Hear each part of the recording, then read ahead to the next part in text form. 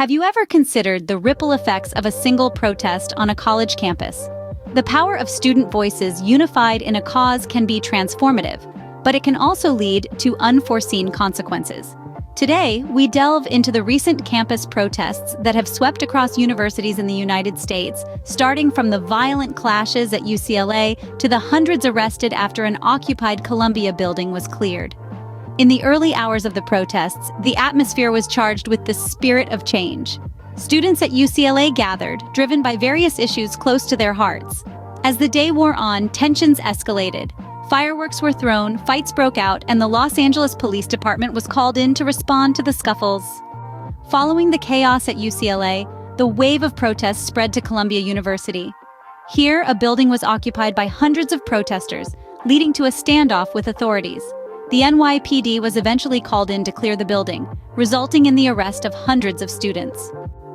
In the aftermath of these events, concerns were raised about outside agitators influencing the protests.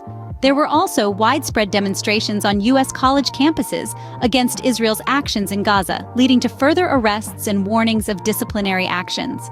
These protests also called into question the role of police on campus. The use of force to disperse protests at universities led to a renewed debate about the appropriateness of such measures, especially as they resulted in campus closures and arrests. To recap, we've discussed the recent wave of campus protests, beginning with violent clashes at UCLA that necessitated police intervention. We then moved on to Columbia University, where an occupied building led to a standoff with authorities and the eventual arrest of hundreds of students.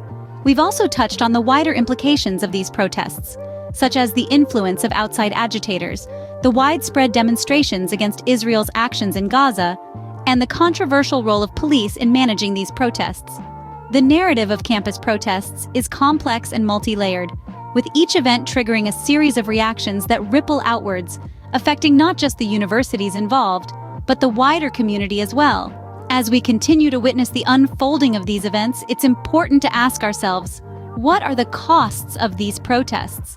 And are they a necessary part of the process of social change?